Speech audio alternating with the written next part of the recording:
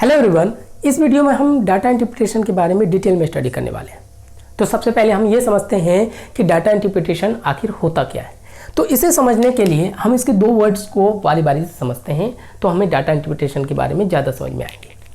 अगर मैं डाटा की बात करूँ तो इस केस में डाटा किसी न किसी न्यूमेरिकल वैल्यू को रिप्रेजेंट करता है। क्लियर है? और न्यूमेरिकल वैल्यू क्या हो सकता है? न्यूमेरिकल वैल्यू हो सकता है नेचुरल फॉर्म में हो, रेशनल फॉर्म में हो, इरेशनल फॉर्म में हो, किसी भी फॉर्म में लिया जा सकता है। जैसे कि अगर मैं 5 की बात करूं, एक न्यूमेरिकल वैल्यू है, नेचुरल टाइप है इसका। लेकिन एक न्यूमेरिकल वैल्यू के साथ डाटा के केस में यूनिट का होना कंपलसरी होता है। यूनिट कहने का मतलब अगर मैंने 5 एक डेटा लिया है, लेकिन अब ये 5 कौन सा यूनिट को रिप्रेजेंट कर रहा है कि ये 1000 में है, लाख में है या परसेंटेज को रिप्रेजेंट कर रहा है। इस तरह से इसके काफ़ी सारे यूनिट बनाए जाते हैं, क्योंकि डीआई के केस में नंबर के साथ यूनिट का होना काफ़ी कंपलसरी होता है और इसे यूनिट के बेस पे हमारे क्वेश्चंस के ऑप्शंस में वेरिएशन बनाए जाते हैं। तो इस यूनिट को ध्यान में रखना काफ़ी इंपॉर्टेंट होता है। अब इसे हम कैसे करेंगे, तो आने वाले क्वेश्चंस के साथ जब हम सोल्यूशन करेंगे तो इसके यूनिट को भी ब्रेक करना सीखेंगे। अब आइए, आपने समझ लिया कि डाटा है क्या, किसी न कोई एक न्यूमेरिकल वैल्यू है और न्यूमेरिकल वैल्यू के साथ यूनिट का यूज करना आपके इस केस में डाटा को रिप्रेजेंट करता है। अब आइए, अब इस डाटा का जो रिप्रेजेंटेशन है, यानी आप इसे रिप्रेजेंटेशन या फिर मैपिंग ऑफ डेटा बोल सकते हैं, एक ग्राफ के थ्रू किया जाता है। फॉर एग्जाम्पल, अगर मैं मैथमेटिक्स की बात करूं तो मैथमेटिक्स के केस में डाटा का जो रिप्रेजेंटेशन होता है वो एक स्टेटमेंट के फॉर्म में होता है। जैसे cost price of an object is 500 rupees, तो यहाँ पे डाटा आपको एक स्टेटमेंट के तौर पे दिया गया। लेकिन डीआई के केस में ये जो डाटा है हमारे पास, इसको जो मैप किया जाता है एक ग्राफ के थ्रू मैप किया जाता है। और ये ग्राफ कितने तरह के हैं? हमारे पास 4 तरह के ग्राफ हैं। एक टेबल ग्राफ होता है, एक हमारे पास बार ग्राफ होता है, एक हमारे पास लाइन ग्राफ है और लास्ट हमारे पास पाई ग्राफ है। क्लियर हो गया? अब इसी ग्राफ में जो डेटा हम पुट करते हैं, उन्हीं डाटा को एज फॉर गिवन इंफॉर्मेशन जब हम इसका कैलकुलेशन करते हैं या फिर इसका एनालिसिस करके जब आप सॉल्यूशन निकालते हैं, तो इसी प्रोसेस को इंटरप्रिटेशन बोला जाता है। अब बात समझ में आ गई कि डाटा इंटरप्रिटेशन क्या है।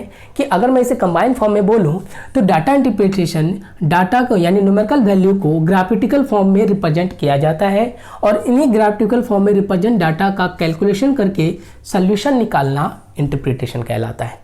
बात समझे? और ये कैलकुलेशन हम मैथमेटिकल फॉर्म में करते हैं। कौन सा फॉर्म होगा अभी थोड़ी देर बाद हम पढ़ने वाले हैं। आप समझ में आ गया कि डाटा इंटरप्रिटेशन क्या है। अब हम इसके टाइप्स की बात करें तो जरा ध्यान से देखिएगा। अभी जस्ट मैंने बताया कि डाटा इंटरप्रिटेशन में वैल्यू को ग्राफ के फॉर्म में रिप्रेजेंट किया जाता है और ग्राफ हमारे पास 4 तरह के हैं और इन्हीं ग्राफ के बेस पे डीआई को 4 टाइप्स में डिवाइड किया गया है, जिसमें से पहला हमारे पास table graph, bar graph, line graph और पाई ग्राफ, जिसे पाई चार्ट भी बोला जाता है। अब हम इसे अगर बारी बारी से देखें तो जरा ध्यान से देखिएगा कि टेबल ग्राफ का फर्दर बहुत सारे वेरिएशन हैं और इसी वेरिएशन के अकॉर्डिंग टेबल ग्राफ को हमारे सिलेबस में 3 टाइप्स में डिवाइड किया गया है, जिसमें से पहला है कंप्लीट ग्राफ। अब ये कंप्लीट ग्राफ क्या है इसे समझिएगा जरा। टेबल कहने का मतलब इस केस में हमारे पास डाटा को कुछ इस फॉर्म में रिप्रेजेंट किया जाता है। देखिएगा इस तरह से, जैसे मैं यहाँ पे ले लूँ कि ये ए बी सी है। आप इस तरह से डाटा को अगर रिप्रेजेंट करते हैं 30, 35, 31 कुछ भी ले लीजिए, तो ये एक टेबल है। और जब टेबल में ये हमारे पास रो का इस्तेमाल किया जाता है, ये हमारे पास कॉलम। जब सारे डेटा दिए गए होते हैं यानी कि सारे डेटा कंप्लीट होता है तो उसी टर्म्स को कंप्लीट टेबल कहते हैं।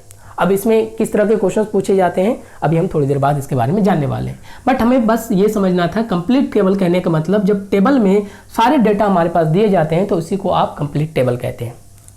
नेक्स्ट अगर मैं बात करूँ मिसिंग टेबल की, तो मिसिंग टेबल में क्या होता है कि जैसे कि हमारे पास एक टेबल ग्राफ है, इसमें किसी न किसी एक डेटा को, एक या एक से डेटा को मिस कर दिया जाता है यानी हटा दिया जाता है और इस केस में इसी टेबल को मिसिंग टेबल बोला जाता है। समझ में आया? अब यहाँ देखिएगा, अब मिसिंग टेबल के केस में हमें पता होता है कि टेबल के केस में हर एक डेटा किसी न किसी तरीके से बाकी डेटा से रिलेटेड होता है और जब तक आप ये मिसिंग डेटा के बारे में नहीं पता कर लेते हैं तब तक आप इससे रिलेटेड क्वेश्चन को सॉल्व नहीं कर पाएंगे। तो एग्जामिनर इसी मिसिंग डेटा को फाइंड आउट करने के लिए 2 तरह के ट्रिक का इस्तेमाल करता है। पहला होता है मैथमेटिकल पजल्स। अब मैथमेटिकल पजल्स क्या है कि मैथमेटिकल पजल्स में जो हमारे पास मिसिंग डेटा है, इस डेटा के बारे में जो इन्फॉर्मेशन क्वेश्चन में ही एक मैथमेटिकल पजल्स में दी जाती हैं और उसी पजल्स को ब्रेक कर ये डाटा को आप निकाल सकते हैं कि यहाँ की वैल्यू क्या होंगे, यहाँ की वैल्यू क्या होने वाली है। समझे। दूसरा तरीका होता है इसमें मैथमेटिकल इक्वेशन बनाना। अब ये मैथमेटिकल इक्वेशन क्या है कि डीआई के केस में जितने भी इससे रिलेटेड क्वेश्चंस होते हैं उसी रिलेटेड क्वेश्चन में कहीं ना कहीं इन डेटा के बारे में एक मैथमेटिकल इंफॉर्मेशन दी जाती है इक्वेशन के फॉर्म में, उससे आप ये मिसिंग डेटा निकाल सकते हैं।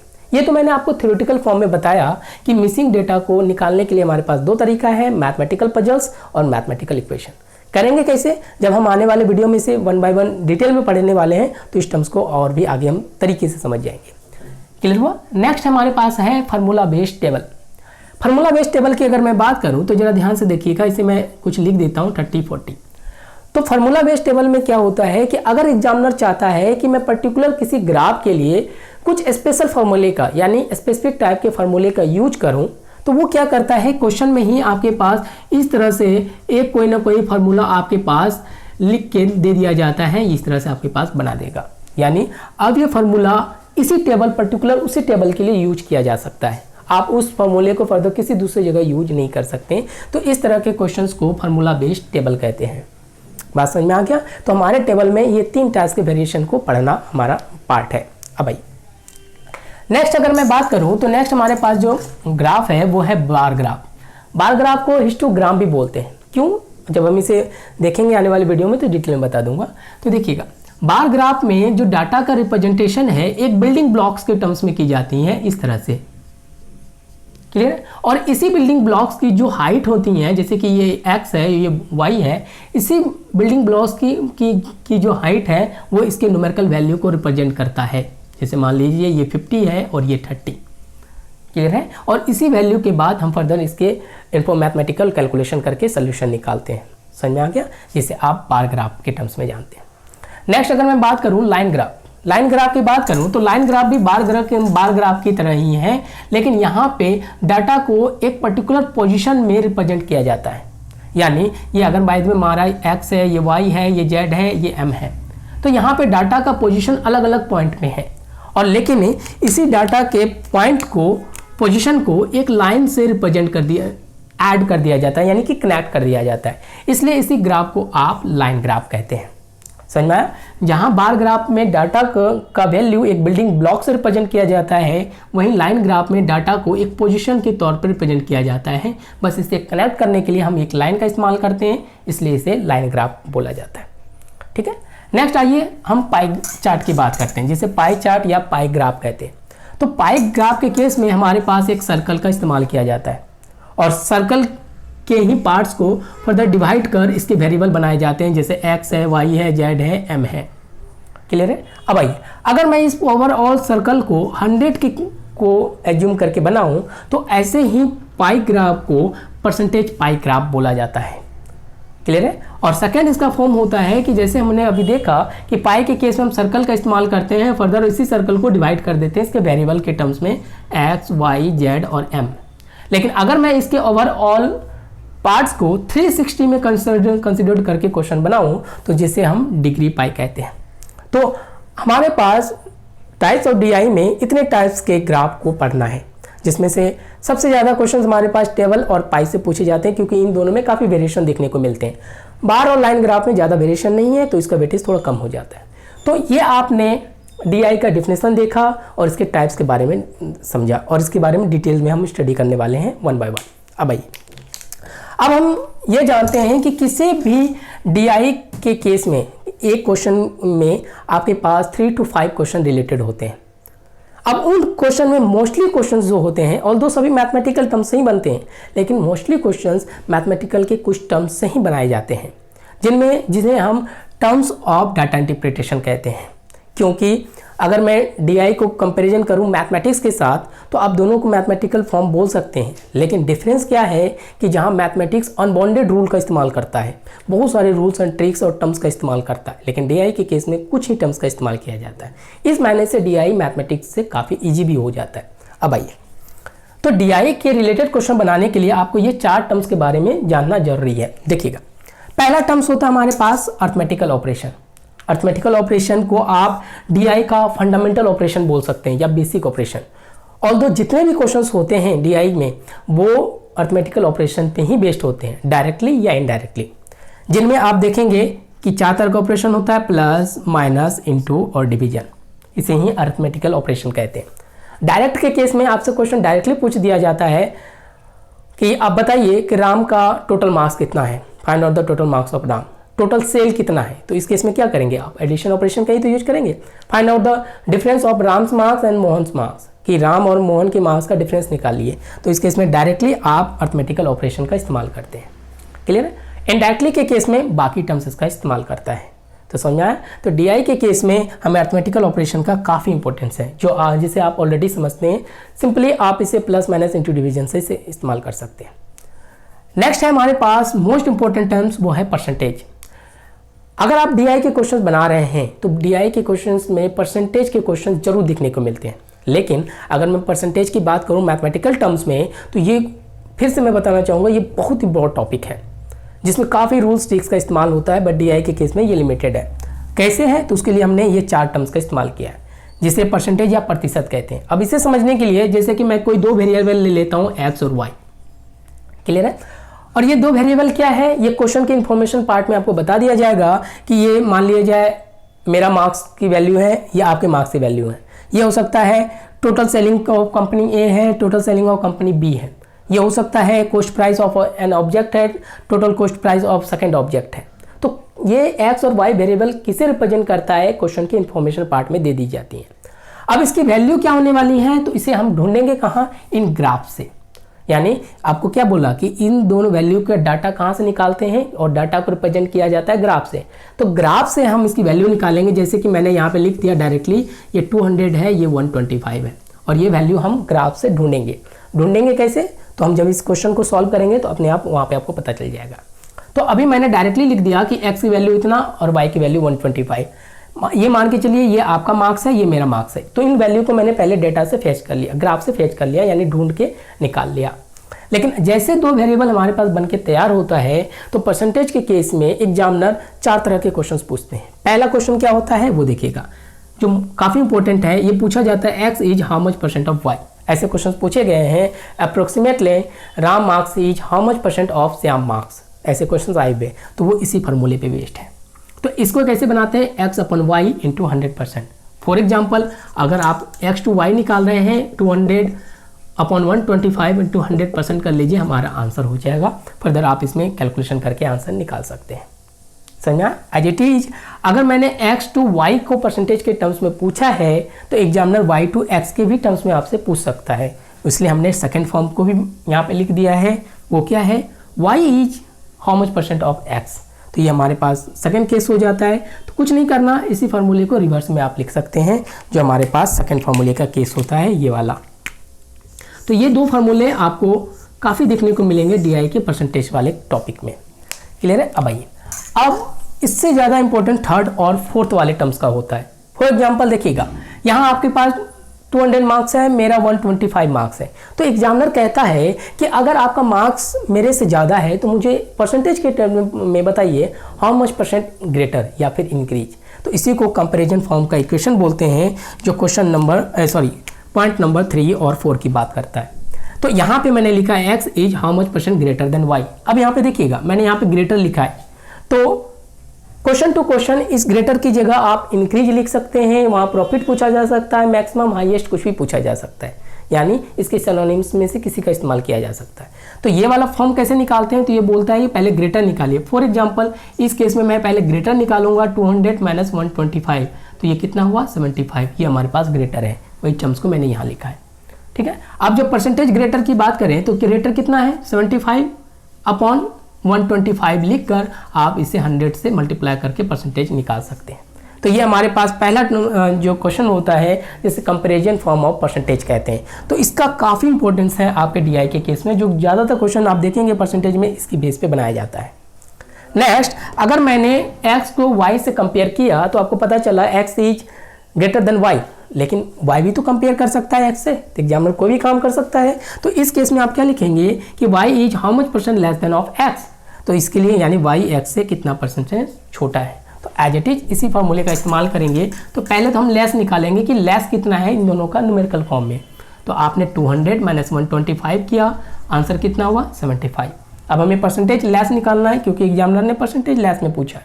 अब यहाँ लेस की जगह आप डिक्रीज लिख सकते हैं, लोएस्ट लिख सकते हैं, लॉस लिख सकते हैं, डिक्रीमेंट लिख सकते हैं, कुछ भी लिखा जा सकता है। ये चीज़ें आप माइंड में लेके चलना।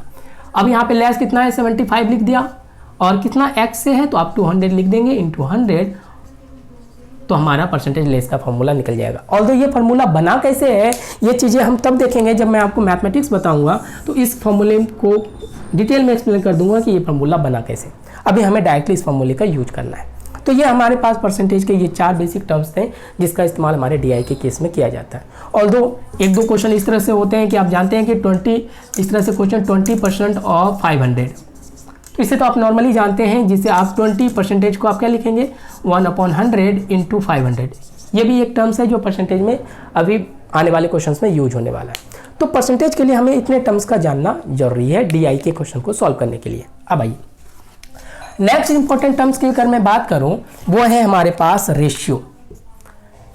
डीआई के केस में एक ना एक क्वेश्चन रेशियो से जरूर रिलेटेड होता है। अब रेशियो क्या है जरा ध्यान से देखना। इसमें क्वेश्चन पूछ दिया जाता है कि अगर हमारे पास 2 वेरिएबल है ए और बी तो इसका रेशियो बता दीजिए। तो इसे कैसे लिखते हैं ए बाय बी के। लेकिन यहाँ पे अब समझने वाली बात क्या है कि जब भी हम किसी 2 वेरिएबल का रेशियो लेते हैं इस फॉर्म में, तो दोनों वेरिएबल अपने आप में को प्राइम होना कंपलसरी है। अब बात आ गई कि सर अब ये को प्राइम क्या है वो समझिएगा। देखिएगा को प्राइम को समझने से पहले हम प्राइम को समझें। प्राइम क्या होता है, यानी जिसे आप अभाज्य संख्या कहते हैं कि जिसके सिर्फ 2 ही फैक्टर हो, एक खुद हो और दूसरा 1 है। फॉर एग्जाम्पल 5, ये हमारे पास प्राइम नंबर है। इसी का अपोजिट क्या होता है कंपोजिट, यानी अभाज्य संख्या। ठीक है, ये हमारे पास अभाज्य संख्या है, ये हमारे पास भाज्य संख्या जिसे आप 4 कह सकते हैं, यानी जिसके 2 या 2 से अधिक फैक्टर्स हो सकते हैं उसी को कंपोजिट कहते हैं। बात समझे। लेकिन अगर मैं दोनों के बीच रेशियो का फॉर्म बना दूं तो अब ये दोनों एक दूसरे के लिए को प्राइम है। तो को प्राइम कहने का मतलब क्या हो गया कि ऐसे रेशियो के पेयर्स जो ना तो एक दूसरे से डिवाइड हो ना ही कोई दूसरी वैल्यू इसको डिवाइड करे, तो ऐसे केस को आप को प्राइम कहते हैं। फॉर एग्जाम्पल समझिए जरा, जैसे कि मैं यहाँ पे 2 वैल्यू ले लेता हूँ ए और बी। ए की वैल्यू मैंने 20 ले लिया, बी की वैल्यू 25 ले लिया, और क्वेश्चन में पूछा गया है कि मुझे ए रेशियो बी निकाल के दिखाइए। तो आप क्या लिखेंगे ए बाई बी, और इसकी वैल्यू क्या लिखेंगे 20/25, ऐसे ही तो लिखेंगे। लेकिन अगर आपने डायरेक्टली 20:25 लिख दिया तो ये गलत है, क्योंकि इस तरह के फॉर्म का अगर आप फर्दर क्वेश्चन के में यूज करते हैं तो ये काफ़ी कॉम्प्लेक्स बन जाता है। तो अब रूल क्या कहता है कि जैसे आप 2 वैल्यू के साथ रेशियो लगाए हैं तो ये दोनों वैल्यू अपने आप में कोप्राइम होना चाहिए। अगर नहीं तो अब इसे कोप्राइम बनाएंगे। तो अब ये दोनों वैल्यू डिवाइड करेंगे तो 5 से ये डिवाइड हो जाएगा। तो ये क्या हो गया 5 4 जा 20 और 5 5 जा 25। तो अब आप इस वैल्यू का इस्तेमाल करेंगे 4:5 का। अब ये कोप्राइम है। ऐसा करना कंपलसरी होता है रेशियो के केस में, बात समझिए। और जो वैल्यू इन दोनों को डिवाइड करती हैं उसे हम कांस्टेंट कहते हैं, जिसे हम के से रिप्रेजेंट करते हैं। इसकी वैल्यू यहाँ पर 5 है। अब कांस्टेंट वैल्यू का फर्दर क्या इंपॉर्टेंस है वो मैथमेटिक्स में मैं इसे डिटेल में आपको बताऊंगा। यहाँ पे बस इतना समझना जरूरी था। अब आइए नेक्स्ट रेशियो का फॉर्मूला होता है total amount rule. Total amount rule क्या कहता है कि अगर मेरे पास टोटल अमाउंट m रुपीज़ है और 2 वेरिएबल a और b में x/y में मैं डिवाइड करना चाहता हूँ, तो मुझे बताइए a को कितना मिलेगा, b को कितना मिलेगा। तो रूल कहता है कि a को टोटल अमाउंट का x का जो रेशियो वो लिखेंगे और नीचे x + y कर देंगे। फॉर एग्जाम्पल अगर मेरे पास 500 रुपीज़ है m की वैल्यू और मैं चाहता हूँ कि 2 चाइल्ड a और b में 3:2 में डिवाइड करूँ, तो क्वेश्चन बोला जाता है तो बताइए a को कितना मिलेगा। तो इस रूल के अकॉर्डिंग आप क्या लिखेंगे 500, a का रेशियो कितना है 3/3 + 2 कर देंगे, यानी 500 × 3/5। अब इसे क्रॉस कर दीजिए तो आंसर कितना हो गया 300। एज इट इज आप b का निकाल लेंगे 500 और इसका रेशियो कितना है 2/5, क्रॉस कर लीजिए तो हमारा आंसर कितना हो गया 200। ओवरऑल जितने भी डीआई के केस में आपके क्वेश्चंस देखेंगे उसमें रेशियो में इस वाले टर्म्स का काफ़ी इंपॉर्टेंस है। जहाँ आप अगर मैं पाई चार्ट की बात करूँ, पाई चार्ट में इसका वैल्यू काफ़ी यूज है, ऑल्दो सब में यूज है बट पाई चार्ट में टोटल अमाउंट का काफ़ी यूज होने वाला है। तो रेशियो के केस के लिए आपको ये 2 पॉइंट आपको ध्यान में रखना है। अब आइए लास्ट बात करें एवरेज की। एवरेज में जो सिंपल टर्म्स आप जानते हैं कि sum of data upon numbers of data, यानी आंकड़ों का योग बटे आंकड़ों की संख्या। तो DI के केस में हमारे पास एवरेज के भी काफ़ी क्वेश्चंस आपको देखने को मिलेंगे। फॉर एग्जांपल देखिए ज़रा, जैसे मैं यहाँ पे कोई वैल्यू ले लेता हूँ ये, तो अगर बोला जाता है इसका एवरेज निकालिए, तो आप क्या कहता है रूल कि सम ऑफ डेटा, जितना भी डेटा है उसको आप ऐड कर लीजिए। 5 2 3 4 1 अपॉन संख्या कितनी है सबकी 1 2 3 4 5 से डिवाइड कर दीजिए। यानी अगर आप देखेंगे ये हो जाएगा 15/5, आप इसको डिवाइड कर लीजिए, आंसर 3 हो जाएगा। तो ये आपके पास ओवरऑल बेसिक इंट्रोडक्शन था DI के केस में, जिसमें आपने देखा कि DI का डिफिनेशन क्या है, टाइप्स क्या है, और इसे बनाने के लिए इन चारों टर्म्स के फॉर्मूले को माइंड में रखना काफ़ी जरूरी है, क्योंकि इसके बेस पे ही ज़्यादातर मोस्टली क्वेश्चंस आप DI के सॉल्व कर सकते हैं। क्लियर है? तो ये था हमारे पास इसका बेसिक इंट्रोडक्शन। Thank you.